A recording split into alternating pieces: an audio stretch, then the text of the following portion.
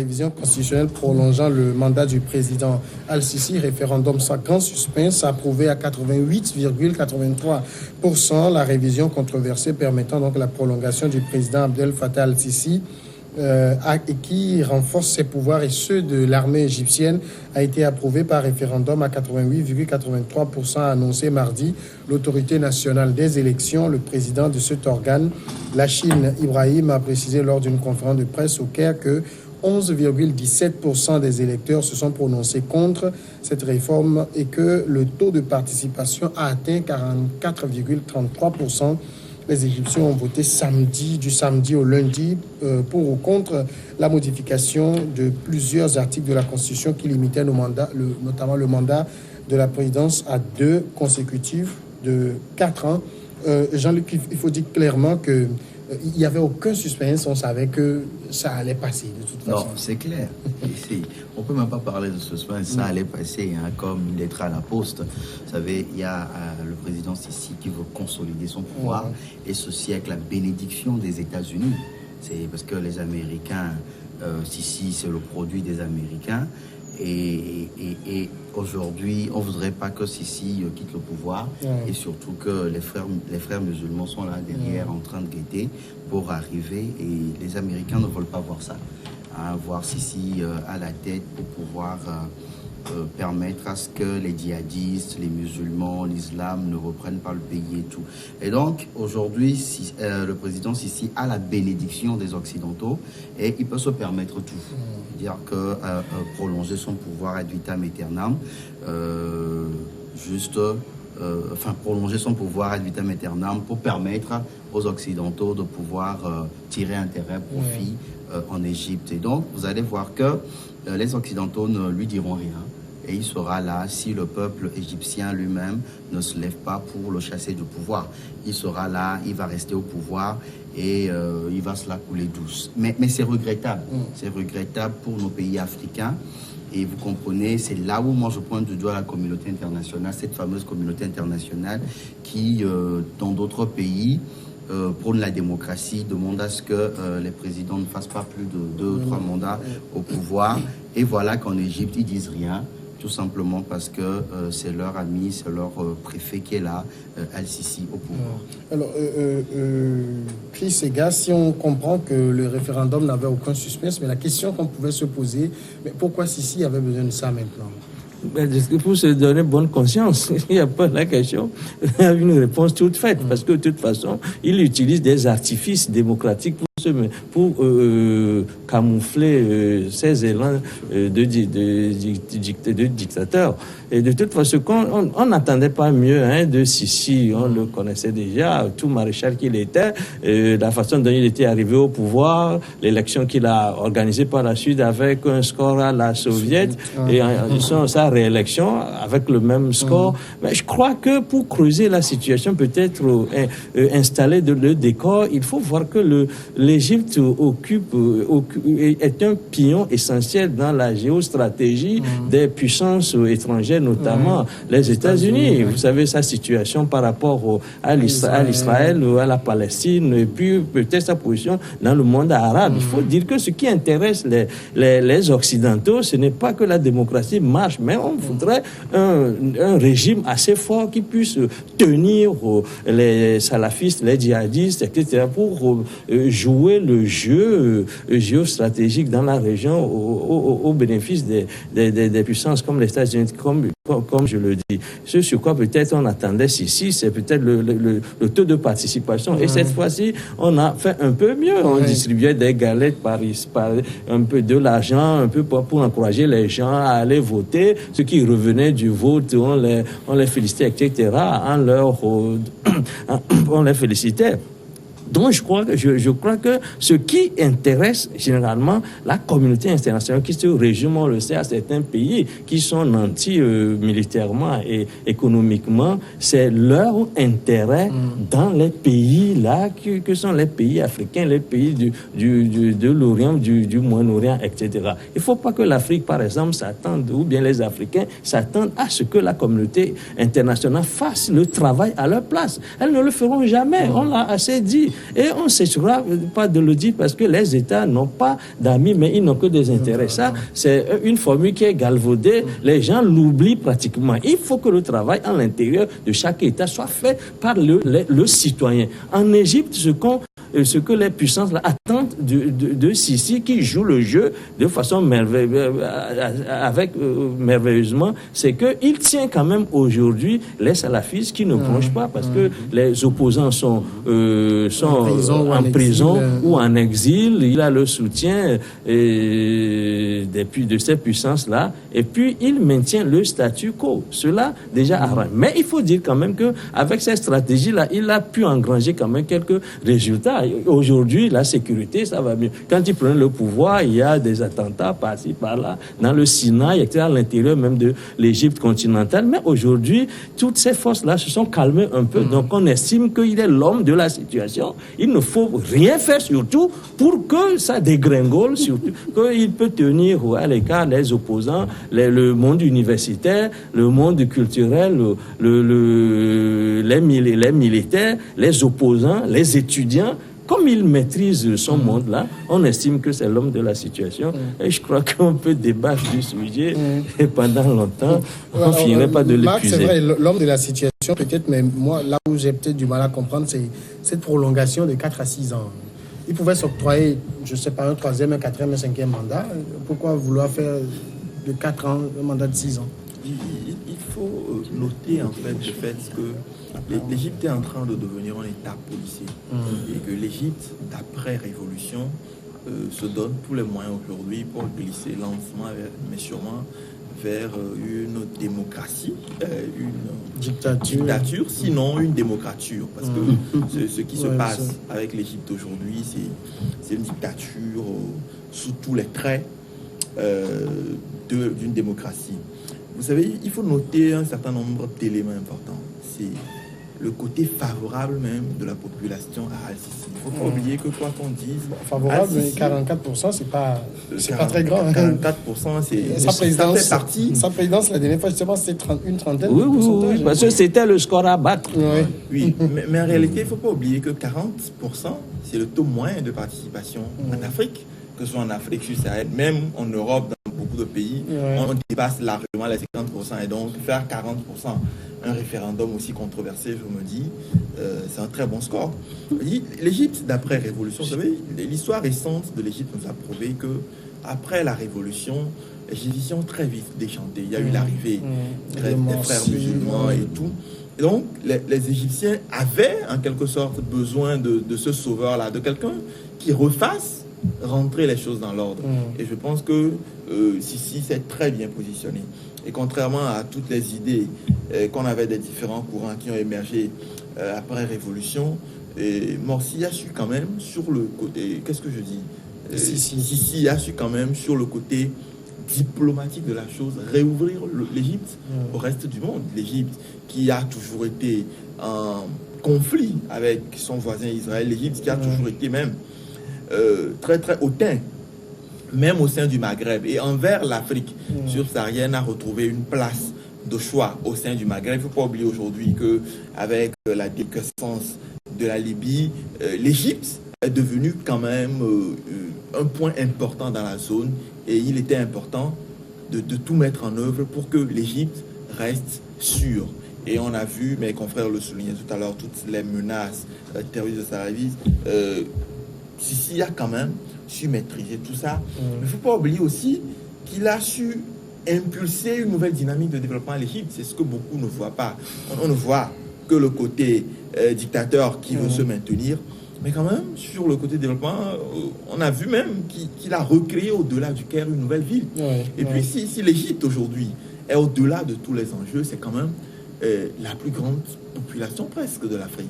Le Caire, c'est la plus grande ville de toute l'Afrique. Et donc, même commercialement, même économiquement, c'est un pays qui intéresse les grandes puissances. Maintenant, on voit les guerres que se livrent l'Allemagne, la France, l'Italie et puis les États-Unis pour le contrôle du Maghreb. Aujourd'hui, on voit aussi à côté le voisin Maroc qui a une expansion de plus en plus grandissante. Et donc, il faut se donner les moyens, et je pense que c'est ce que Sissi a fait à travers ce référendum.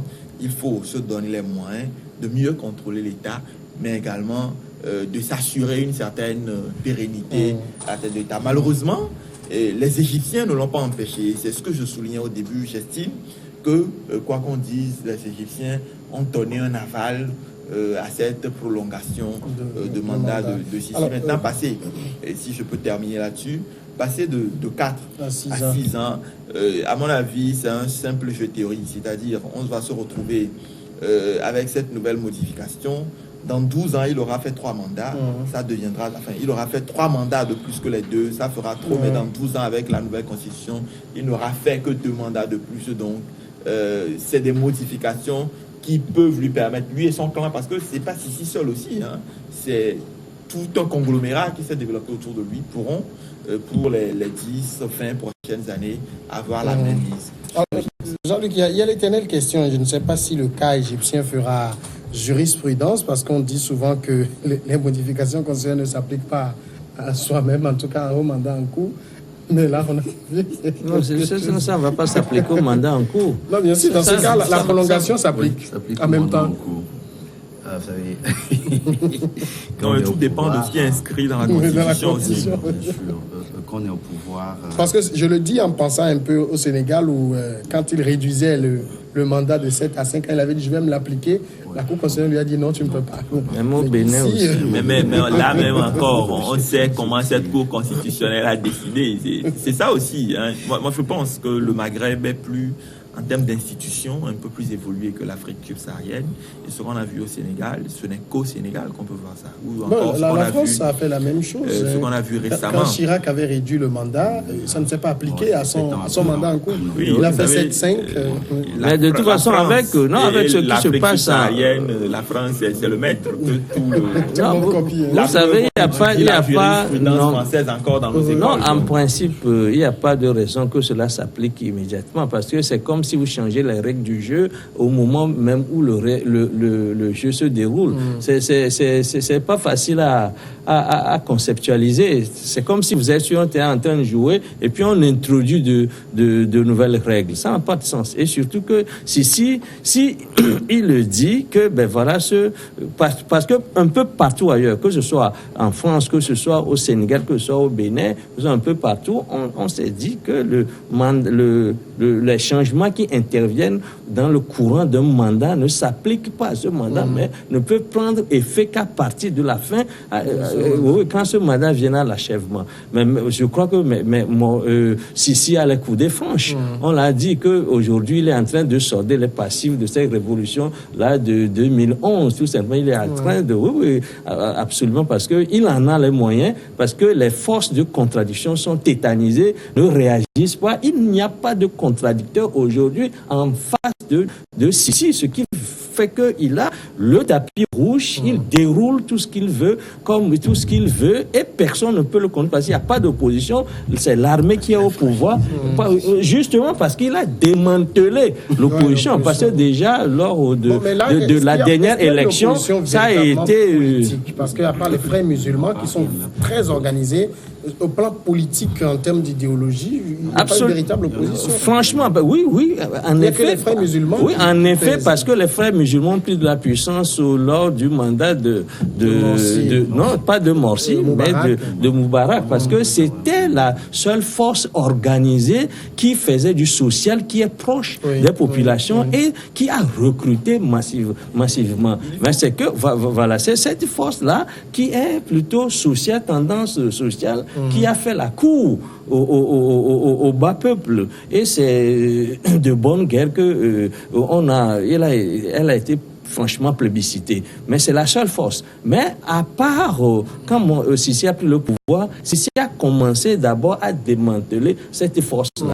Si tu restes à l'intérieur, c'est que tu es sous les verrous, ou alors tu prends la clé des chiens, beaucoup de ces salafistes-là, ces frères, comment l'appeler, les frères musulmans sont retrouvés pour la plupart en Turquie, etc. Ce qui aujourd'hui envenime d'ailleurs la relation entre l'Égypte et la Turquie. Donc aujourd'hui, il n'y a plus de force organisée à l'intérieur l'intérieur de l'Égypte qui puisse donner la réplique à Sisi, qui déroule sur tapis rouge tout ce qu'il voudrait bien faire. Qui va l'en empêcher? Maintenant, il passe de 4 à 6 ans. Il vaudrait mieux organiser le moins souvent d'élections que d'en organiser tout le temps. Parce que quand c'est 4 ans, les 4 ans sont vite arrivés. Et il faut encore que Sisi se représente. Mais maintenant, quand c'est 6 ans, chaque 6 ans, ça fait quand même 2 ans d'économie. Et comme Sisi gère, je crois qu'il est en train de rallonger le temps de la durée de son pouvoir. Parce que quand ça va commencer, il sera là jusqu'en 2024. Et il peut se représenter en 2024. C'est pas qu'il peut, il va encore se représenter.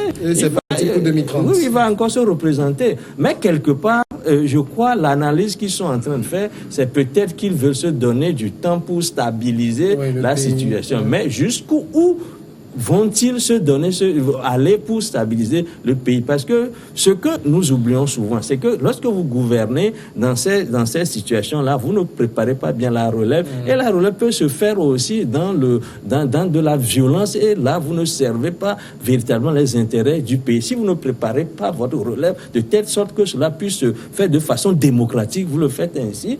Vous avez beau gérer le pays, peut-être vous avez posé des actes, de grands actes, etc., mais il faut un jour que vous puissiez vous effacer, et celui qui doit venir après vous, il faut qu'il préserve les acquis. Et souvent, ça se joue là. Si vous ne préparez pas bien votre relève, vos acquis seront un jour vandalisés, ceux qui viendront en réalité, juridiquement, le mandat en cours ne devrait pas même être inquiété. Parce que, voilà, ils sont allés à un référendum. Donc, ils vont reprendre. C'est comme s'ils reprenaient à zéro. C'est une autre constitution. C'est une autre constitution, d'accord. Notre république. Voilà. Et donc, je crois que le monsieur, il le fait, comme le dit Chris, pour peut-être rester au pouvoir et peut-être baliser la voie pour peut-être permettre à l'Égypte d'aller au développement. Mais je crois que Sisi bénéficie aussi du soutien des quelques chrétiens qui sont en Égypte. À un moment donné, ce n'est même pas quelques chrétiens, les chrétiens. Voilà, le copte, voilà, qui sont dans le pays. Parce que il y a beaucoup d'attentats contre eux. Et à un moment donné, il faut reconnaître aussi que les frères musulmans aussi voulaient islamiser le pays. Et donc aujourd'hui, je crois qu'il a cet appui-là, ce qui lui permet de faire tout ce qu'il a envie de faire, et personne ne lui dira rien, parce que ces chrétiens coptes-là vont se dire, si nous le laissons, les frères musulmans vont arriver, et la même chose se reproduira. Donc je crois qu'il a cet appui-là aussi. Maintenant, comment sera la suite? Wait and see. Et ça montre aussi que chaque État a sa réalité, il faut savoir jouer avec. Bien sûr, chaque État a sa réalité, ça c'est clair. Il ne faut pas négliger le rôle important qu'a joué la révolution dans la destruction du soubassement même de l'Égypte. Vous savez, l'Égypte, après révolution, n'avait plus aucune institution viable, qu'un parti politique organisé, que ce soit du pouvoir ou de l'opposition. On est sorti, l'Égypte en tant qu'entité est sortie affaiblie de cette révolution. Et comme on l'a vu dans toutes les révolutions un peu partout, l'Égypte est le seul pays, et ça, tout le mérite, on peut, je pense, le donner à Sisi. Et je pense que c'est ce mérite-là qui fait aujourd'hui qu'on ne sent même pas de révolte sociale derrière cette envie de se maintenir au pouvoir. C'est justement que Sisi a réussi, contrairement aux autres pays comme la Tunisie ou même encore comme la Libye, qui sont branle-bas aujourd'hui. Sisi a réussi quand même à maintenir à un certain rythme l'État égyptien. Il a réussi, quoi qu'on dise, à dégager les frères musulmans, parce qu'ils étaient devenus une véritable menace pour la cohésion, le vivre ensemble même en Égypte. Même pour des musulmans qui n'étaient pas pour leur idéologie, ils étaient devenus un danger. Donc, à mon avis, comme le soulignaient tout à l'heure les confrères, c'est vrai que cette absence d'opposition organisée a joué pour beaucoup, mais c'est également un des reliquats peut-être de cette révolution-là, qui, à mon avis, n'a pas forcément été l'une des meilleures choses pour l'Égypte. Alors, peut-être le silence aussi de ce qu'on appelle la communauté internationale sur le cas égyptien peut aussi s'expliquer non seulement par le fait de la stabilité géopolitique qu'on a évoquée, mais parce que l'Égypte est un bon client en termes d'achat d'armes. Bien sûr, on peut le dire, on peut le dire, parce que l'Égypte, le premier fournisseur d'armes pour l'Égypte, c'est les Américains. Et Trump l'avait même dit que celui-là, que c'est un super président. Il a félicité, parce que non seulement il joue ce rôle de géostratégie dans la région, mais aussi c'est un pays qui a les moyens de s'acheter des armes. Et chez qui achètent-ils les armes, c'est notamment chez les Américains. Ce sur quoi je voudrais... Les armes, c'est un pays qui s'achète beaucoup de choses. Le blé, et ça vient aussi des États-Unis. Et que sur le plan économique. Mais ce que je voudrais dire pour compléter ce que Marc disait tout à l'heure, c'est que quand le pays était en délitement, avec le procès qu'on a vu pendant 30 ans, au bout des 30 ans de l'autre président, de Moubarak, c'est qu'il y avait deux forces essentielles qui étaient très structurées. C'est les frères musulmans, parce que ils ont été soudés justement parce qu'ils ont été éprouvés aussi sous Moubarak. Donc, l'épreuve les a réunis, les a soudés. Et la deuxième force, c'est l'armée qui, je l'ai dit ici, je crois, sur ce plateau, qui généralement joue la continuité de l'État quand vient le moment où tout est, le pouvoir est à la rue. Vous voyez, donc, ces deux forces-là, quand Sisi a pris le pouvoir, il s'est attaqué aux frères musulmans, il les a chassés, il les a martyrisés, il les a mis sous les verrous, parce que ceux-ci aussi, pensant que le moment était venu pour installer un régime de charia, ils sont allés très vite parce qu'ils pensaient que ils n'avaient pas tenu compte non plus de cette révolution-là. Et aujourd'hui, Sisi non plus n'a pas préservé les acquis de cette révolution-là. Et puis surtout qu'il y a une idéologie qui se développe, ou bien qui a toujours existé, qui dit que on ne peut pas faire poser les bases du développement alors que dans un pays qui est en pleine démocratie, que les bases du développement sont généralement posées en temps de dictature. Cela s'est vu un peu partout dans les pays occidentaux, etc. Quand vous prenez par exemple la France, les Américains, les États-Unis, les pionniers qui ont fondé ce pays-là viennent d'un vieux continent de l'Europe, qui ont connu déjà ce moment-là où ils ont et martyriser eux-mêmes leurs propres fils. Quand vous lisez, par exemple, les Zola, Assommo, etc., et vous allez comprendre comment l'Europe a pu se développer, de quelle façon l'Europe a pu se développer en mettant les enfants au travail, en soumettant la société à une dictature des plus féroces. Mais ça a été une dictature féodale dans le temps. En Chine, pareil, lorsque l'affaire de Tiananmen, les gens voulaient se soulever, la Chine a dit niet, parce que a écrasé cette révolution-là, parce que la Chine estimait, que les dirigeants estimaient que le mouvement n'était pas venu pour qu'on aille à la démocratie. Même récemment, l'exemple de Singapour. Vous voyez, c'est pas. Donc, en Égypte, aujourd'hui, on estime que pour poser les bases et faire en sorte que l'État se redéploie, l'économie se redéploie, poser les bases durables du développement, il faut maintenir une certaine cohésion de la société par la force, affaiblir la contradiction pour poser ces bases-là. Bon, c'est discutable, mais pour le moment, on en est là. Oui, je crois aussi qu'il faut aussi rentrer un peu dans l'histoire. Aujourd'hui, l'Égypte constitue pour cette communauté internationale une zone stratégique. L'histoire du canal de Suez, nous savons tout ça.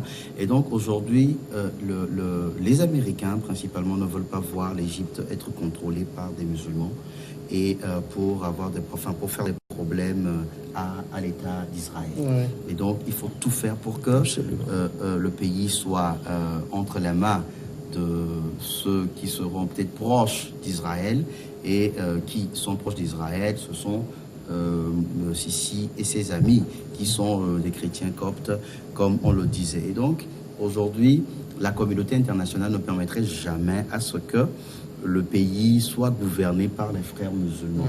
Et tenez-vous bien, quand ils sont arrivés au pouvoir, ils ont essayé de démontrer ou bien d'imposer l'islam à l'Égypte, ce que la communauté internationale et les Américains n'ont pas digéré. Et donc aujourd'hui, il faut voir Israël de son côté et les Américains ne permettront pas que l'Égypte soit aujourd'hui en conflit avec Israël. Alors, rapidement, une dernière question, Marc. Si Al-Sisi procède ainsi, c'est qu'il est très sûr que le feuilleton 2011 qui a chassé Moubarak, qui était aussi un militaire, il ne peut plus le revivre, lui. Oui, ça c'est une évidence. Je disais tout à l'heure que il est en train, contrairement à Moubarak, qui avait mis en place une dictature pure et dure, il est en train d'installer une démocrature. On utilise là des artifices de la démocratie pour maintenir une dictature. Et je pense qu'il le fait assez bien. Et dans un pays comme l'Égypte, c'est quand même pas comme un certain nombre de petits pays qui sont facilement musélables. L'Égypte, c'est quand même un grand pays. Le Caire, à lui seul, c'est 50 millions d'habitants.